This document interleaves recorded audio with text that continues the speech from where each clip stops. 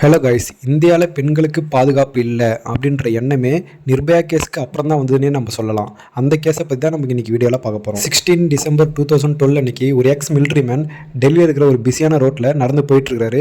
அங்கே இருக்கிற ட்ரைனேஜிலேருந்து ஒரு சத்தம் வருது. அந்த ட்ரைனேஜில் ஒரு ஆணும் ஒரு பெண்ணும் ஃபுல் நேக்கடா, அதாவது உடம்புல ஒட்டு துணி இல்லாமல் உடம்பு ஃபுல்லாக ரத்த காயங்களோட உயிருக்கு போராடிட்டு இருந்துருக்காங்க. அந்த ஆர்மி ஆஃபீஸர் சொல்கிறாரு, நான் கார்கில் போரில் வேலை செஞ்சுருக்கிறேன், ஆனால் அந்த டைமில் கூட ஒரு மனுஷ உடம்புல இவ்வளவு காயங்கள் நான் பார்த்ததில்லை அப்படின்னு சொல்கிறாரு. அந்த பெண் அந்த அளவுக்கு கொடூரமாக பாலியல் வன்கொடுமை செஞ்சு பஸ்லேருந்து தூக்கி எறியப்பட்டிருக்காங்க. நான் ஃபர்ஸ்ட்லேருந்தே சொல்கிறேங்க, நிர்பயான்ற மெடிக்கல் ஸ்டூடெண்ட் பொண்ணும் அவங்க ஃப்ரெண்ட் ஐடி கம்பெனியில் வேலை பார்க்குற ஒரு பையனும் 2 பேருமே ஃப்ரெண்ட்ஸ் தான், லவர் இல்லை.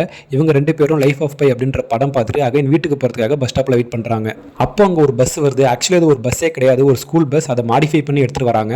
அது உள்ள டிரைவர் சேர்த்து 6 பேர் இருக்கிறாங்க. அந்த பஸ்ஸில் கண்டக்டர் மாதிரி ஒரு சின்ன பையன் இருக்கிறான். அவன் வந்து 18 வயசுக்கு கீழே இருக்கிற பையன் தான். அவன் வந்து நீங்கள் எங்கே போகிறீங்க அப்படின்னு கேட்டு, நீங்கள் போகிற இடத்துக்கு இந்த பஸ் போகுது அப்படின்னு போய் சொல்லி அந்த 2 பேர்த்தை ஏற்றுறான். இது ஒரு பக்கம் இருக்கட்டும், அந்த 6 பேரை பற்றி பார்ப்போம். அந்த 6 பேரும் அன்றைக்கி மார்னிங் மீட் பண்ணுறாங்க. மீட் பண்ணிவிட்டு என்ன முடிவு எடுக்கிறாங்கன்னா, இன்றைக்கி ஈவினிங் நல்லா குடிச்சிட்டு பார்ட்டி பண்ணலாம் அப்படின்னு முடிவு எடுக்கிறாங்க. பட் 6 பேர்ட்டையும் குடிக்கிறதுக்கு காசு இல்லை. அதுக்கு என்ன பிளான் பண்ணுறாங்கன்னா, ஒரு பஸ்ஸை எடுத்துகிட்டு போயிட்டு அதில் பேசஞ்சர்ஸ் ஏற்றி அவங்ககிட்ட திருடிடலாம் அப்படின்னு ஒரு பிளான் பண்ணுறாங்க. அவங்க பிளான் பண்ண மாதிரி அந்த பஸ்ஸை எடுத்துகிட்டு டெல்லி சிட்டி உள்ள போகிறாங்க. நெக்ஸ்ட் இவங்க பஸ்ஸில் 45 வயசில் இருக்கிற கார்பெண்டர் ஒருத்தர் ஏறுறாரு. பஸ்ஸில் யாருமே இல்லை, அந்த கார்பெண்டர் மட்டும்தான் இருக்கிறாரு. பஸ் கொஞ்சம் தூரம் போகுது, ஆள் நடமாட்டமே இல்லாத இடத்துல அந்த பஸ்ஸை நிறுத்துறாங்க. பஸ்ஸை நிறுத்திட்டு அந்த கார்பெண்டரை 6 பேர் சேர்ந்து செம்மடி அடிக்கிறாங்க. அடிச்சுட்டு அவர்கிட்ட இருக்கிற நகை பணம் எல்லாத்தையும் பறிச்சுட்டு அந்த பஸ்லேருந்து தள்ளி விடுறாங்க.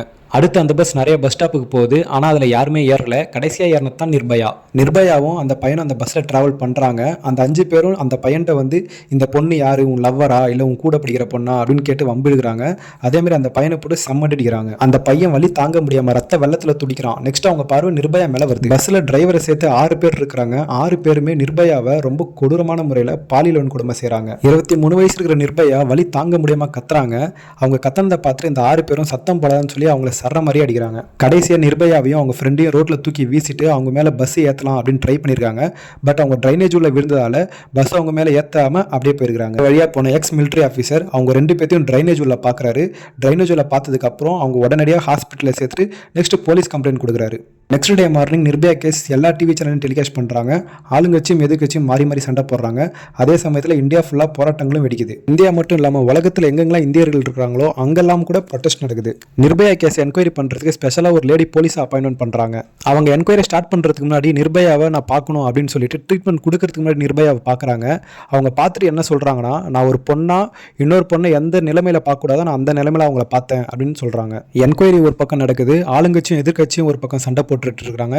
இந்த டைமில் டெல்லி கவர்மெண்ட் நாங்கள் நிர்பயாவை சிங்கப்பூரில் கொண்டு போயிட்டு ட்ரீட்மெண்ட் பண்ண போகிறோம் அப்படின்னு சொல்லி நிர்பயாவை சிங்கப்பூருக்கு அனுப்புகிறாங்க. டெல்லியில் நிர்பயாவுக்கு ட்ரீட்மெண்ட் கொடுத்த டாக்டர்ஸ் இதுக்கப்புறம் நிர்பயா வந்து சிங்கப்பூருக்கு அனுப்ப தேவையில்லை, நிர்பயா இப்போ நல்லா இருக்காங்க, கொஞ்சம் கொஞ்சமாக சரியாயிட்டு வராங்க அப்படின்னு சொல்கிறாங்க.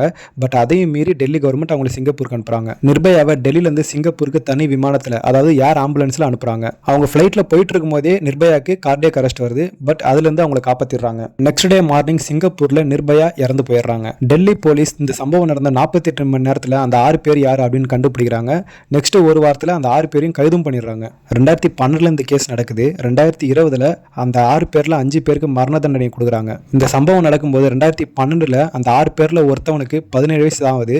ஸோ அவனுக்கு மட்டும் 3 வருஷம் தண்டனை கொடுத்துட்டு ரிலீஸ் பண்ணிடுறாங்க. அவன் இப்பவும் வெளியே தான் சுற்றிட்டு இருக்கான். ஆனால் அவனோட பேரை மாற்றிட்டு அடையாளத்தை மாற்றிட்டு போலீஸ் கண்காணிப்பில் வெளியே சுற்றிட்டு இருக்கிறான். நிர்பயா சம்பவத்துக்கு அப்புறம் சட்டங்கள் கடுமையாக்கப்படுது. பாலியல் வன்கொடுமையில் யாராவது கைது செஞ்சால் அவங்களுக்கான தண்டனையும் கடுமையாக்கப்படுது. அதாவது 18 வயசு கீழே இருக்கிறவங்க, 16லேருந்து 18 வயசு இருக்கிறவங்க பாலியல் வன்கொடுமை செஞ்சு குற்றம் நிரூபிக்கப்பட்டால் அவங்களுக்கான தண்டனை வந்து பெரியவங்களுக்கு எப்படி வழங்கப்படுதோ அதே மாதிரி தான் அவங்களுக்கும் வழங்கப்படும் சட்டம் திருத்தி அமைக்கப்படுது. என்னுடைய கருத்து என்னன்னா, அரப் கண்ட்ரீஸில் இருக்கிற மாதிரி பாலியல் வன்கொடுமை சட்டங்கள் இந்தியாவிலையும் ரொம்ப கடுமையாக இருந்தால் பாலியல் வன்கொடுமை குற்றங்கள் ரொம்பவே கம்மியாகுன்றது தான் என்னோட கருத்து. உங்களோட கருத்தை நீங்கள் வந்து கமெண்ட் செக்ஷனில் சொல்லுங்கள்.